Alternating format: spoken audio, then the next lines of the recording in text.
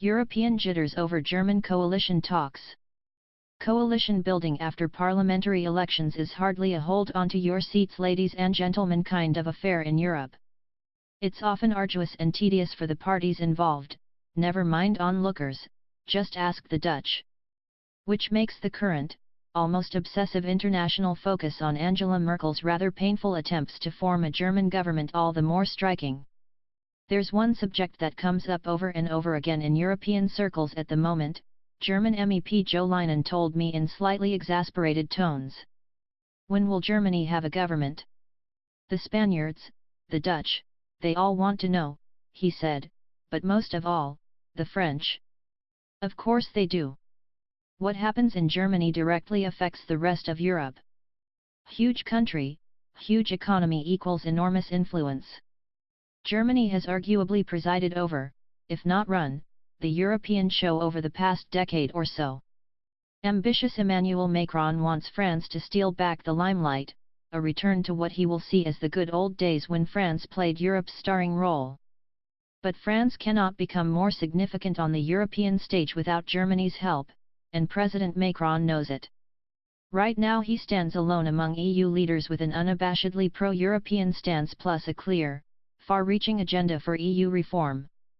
But listen carefully to his speeches, Carnegie Europe senior fellow Judy Dempsey told me, such as his big Europe speech in September at the Sorbonne University where he calls for more EU integration in the Eurozone, in defense, migration, and more. He also very clearly says to Germany, I can't do this without you. This is a new generation in France realizing the essential importance of bringing Germany in. The prospect of a powerful Franco-German motor once again propelling the EU put smiles back on Eurocrat faces after their disappointment at the Brexit vote. But the once mighty Angela Merkel, whom President Macron has done so much to woo, was hobbled by a drubbing at the polls around the same time he made his Eurovisionary Sorbonne speech. Without a government, Germany can only tread political water. And the longer the process of German coalition building goes on, the twitchier Mr. Macron and other European leaders become. Time isn't a luxury, Judy Dempsey notes. With an unpredictable President Trump in the White House, EU countries in Eastern and Central Europe thumbing their noses at what Brussels calls European values, a Brexit deal to be struck and European parliamentary elections coming up next year, never mind possibly rowdy elections in Italy, Hungary, and Sweden later this year, the space to agree meaningful EU reform looks suffocatingly narrow. And so everyone looks earnestly, impatiently, to Germany and to a meeting this Sunday that would not normally tickle pan-European headlines, a party conference in Bonn of Germany's Social Democrat Party, the SPD. Will the party agree to start formal coalition talks with Ms. Merkel's Conservatives after preliminary discussions which ended last week? And even if it does, will SPD members later approve the resulting coalition agreement? It's far from a done deal. The SPD performed badly in the autumn general elections. Many in the party blame too much time in coalition, wilting under Chancellor Merkel's shadow. For them, another 4 years of being bossed about by muddy is unappealing. Emmanuel Macron and those favoring a strong EU are willing the SPD to say yes. The prize for them is massive. You don't need to read too many of the 28 pages making up the preliminary SPD Conservative agreement to realize that Europe is topic number one.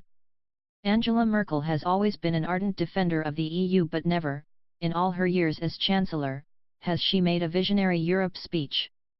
But an SPD leader Martin Schulz, a former president of the European Parliament and close colleague of EU Commission Chief Jean-Claude Juncker, Mr. Macron has met his match for Euro enthusiasm.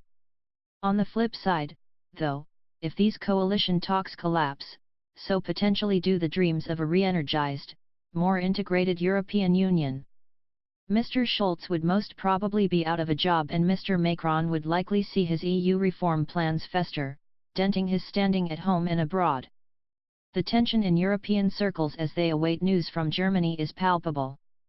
Influential MEP Manfred Weber told the European Parliament on Wednesday that Europe was at a crossroads. He warned of the ongoing tide of political populism and concluded, it's either hate or hope. It's either an ambitious Europe or no Europe at all. And the failure to agree a so-called Grand Coalition in Germany has direct implications for Brexit too. It could mean the EU's most powerful country will be in full general election upheaval just as negotiators go into battle over the future shape of trade and other relations between the European Union and post-Brexit UK. That prospect alone is making eyes water, on both sides of the channel.